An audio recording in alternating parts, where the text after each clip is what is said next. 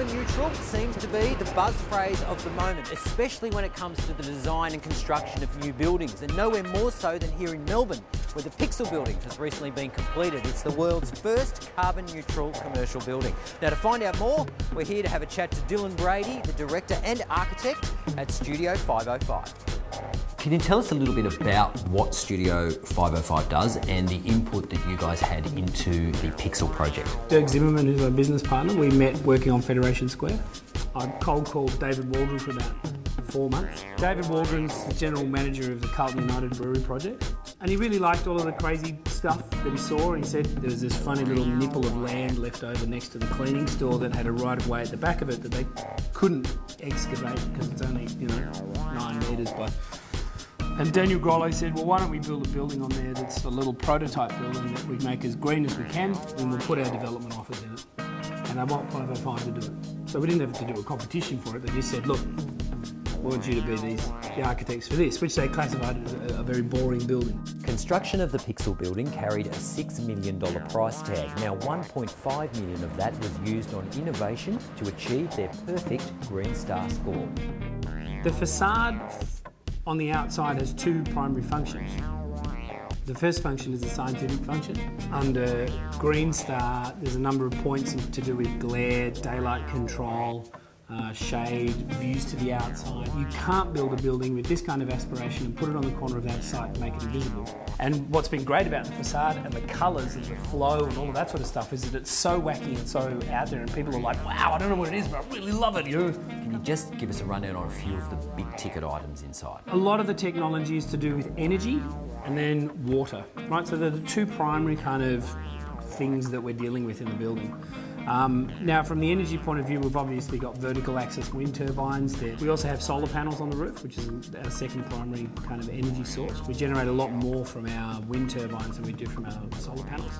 There's an Italian chiller called a Robo unit, which has got an ammonia base. It's a natural gas chiller. Rainwater collection on the green roof.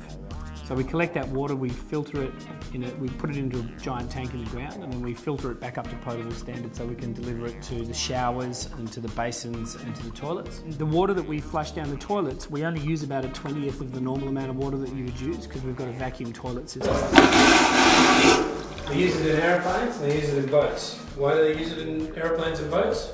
So they don't have to carry a lot of water, so they don't have to hold a lot of water.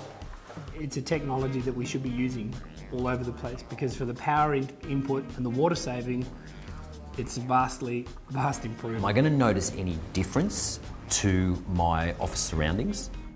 It can be completely invisible. It can be completely invisible. You could not notice.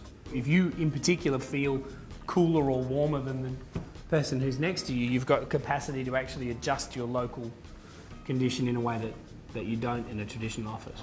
All right, now this is the exciting bit. We are here at Pixel. Let's go and take a look.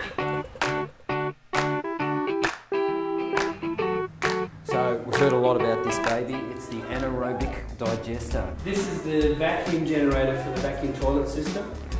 And that sewer waste comes in here, it's basically macerated and sent back up this pipe into this tank. There's a biodegrading process that happens in here that's about a month cycle. And what we do is we harvest off the top of this methane gas and then pipe up to the top of the building and heat our hot water. So this is basically a big tank of poo. It's a giant Slurpee machine with a flavour that you really just can't match. You got it.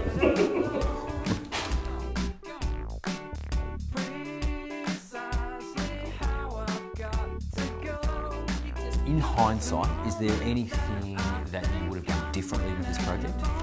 I probably would have made my fees a little higher.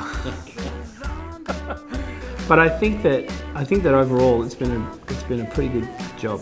I mean, it looks like our renderings, and what more can you ask for? The proof is when there are 80 people in it and they're working, and at the end of a year of working there, are they better? Are they happier?